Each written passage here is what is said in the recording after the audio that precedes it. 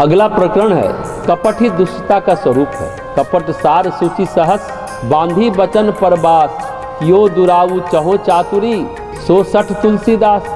जो कपट रूपी लोहे की हजारों सुइयों को वचन रूपी ऊपर के कपड़े बेठन में चतुराई से बांधकर छिपाना चाहता है, तुलसीदास जी कहते हैं कि वह दुष्ट है तो सुई चुभा रहा है, सुई पर कपड़े में बांधकर चुभा रहा है कि पहचाना न जाए। वो महादुष्ट है। कोई बहुत अच्छा खाना स्वादिष्ट खाना खिलाए और मिला दे जहर तो मत खाइए।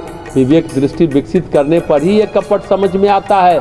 तो सुई वाले आदमी चाहे वो मलमल का कपड़ा या मखमल का कपड़ा लिए बैठा हो, उससे दूर ही रहना चाहिए। दोहावली का अगला प्रकरण है कपटी कभी सुख नहीं पाता वचन विचार आचार तन मन करतब छल छूती तुलसी क्यों सुख पाइए अंतर जा मिहि धूती।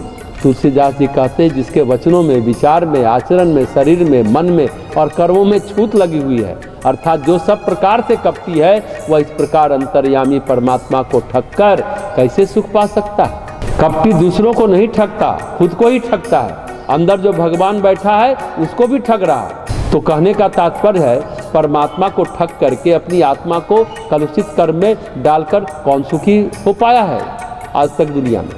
अगला दोहा है शार्दूल को स्वांग करी कुकर की करतूती तुलसी तापर चाहिए की रति विजय विभूति।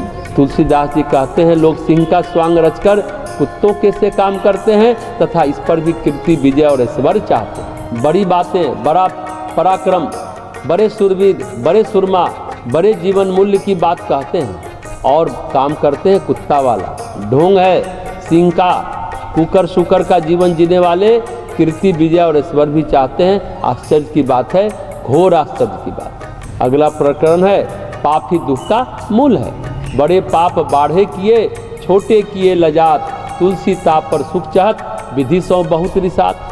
बड़े बड़े पाप तो बढ़ बढ़ कर किए और छोटे पाप करने में लग जाता है। सुई की चोरी को पाप समझकर नहीं करता, परंतु दूसरे का धन व्यापार के नाम पर हरने में जिसे आपत्ति नहीं है अथवा जो नहाए बिना खाने में तो पाप मानता है, परंतु दिन रात कपट छल चोरी हिंसा वेश्यागमन आदि में रचा पचा रहता है। गोस्वामी जी कहते इस पर भी मनुष्य अपने को धर्मात्मा मानकर सुख चाहता है और न मिलने पर विधाता पर क्रोध करता है। बिना नहाए नहीं खाएंगे, लहसुन प्याज नहीं खाएंगे, पर आदमी का प्राण खा जाएंगे। कोई हिचकिचाहट नहीं है, आराम से करेंगे। ऐसे तथाकथित धर्मात्मा को सुख नहीं मिलता, विधाता का गुस्सा मिलता है। स्वामी विवेकानंद शुरू में मांस मछली खाते थे, बाद में छोड़ दिया था। श्री अरविंद मछली खाते थे पर धर्मात्मा थे। खान पान शरीर को स्वस्थ और निरोग रखने के लिए, मन पर उसका प्रभाव पड़ता है, इसके आगे उसका मूल्य है पर कम है। स्वामी विवेकानंद से किसी ने पूछा आप तो मछली मांस खाते हैं? हाँ खाते हैं, पर जहाँ तक बने योगाभ्यास के समय मांस छोड़ देना चाहिए, मन विचलित होता है। एक बात उन्होंने बड़ी गंभीर कही, उस पर लोगों का ध्यान कम जाता है। उन्होंने कहा योग सिद्धि मिल जाए तो आप कुछ भी खा सकते हैं, फिर मन विचलित नहीं होगा, पर शुरुआत में योगाभ्यास के समय मांस छोड़ देना चाहिए। पर हम स्वामी विवेकानंद श्री अरविंद की दुहाई देकर बड़े मजे से खाते हैं। अरे वो खाते थे तो क्या फर्क पड़ता है। शंकर भगवान के अनुयायी भक्त बड़े मजे से भांग धतूरा नशा का सेवन करते हैं कि शंकर जी का प्रसाद है। अरे वो गले में सर्प लिपटाए हैं, आप कम से कम बगल में रखकर दिखा तो दो। उन्होंने तो संसार को त्राण देने के लिए जहर पिया, आप जहर को सूंघ कर भी तो दिखा दो।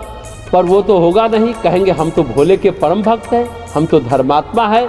हर एक साल कांवर लेकर जल चढ़ाते हैं और कुछ नहीं मिला तो क्रोध करते हैं विधाता पर, फिर कांवर लेकर जाना छोड़ देते हैं। अरे कुछ नहीं होता ये सब करने से।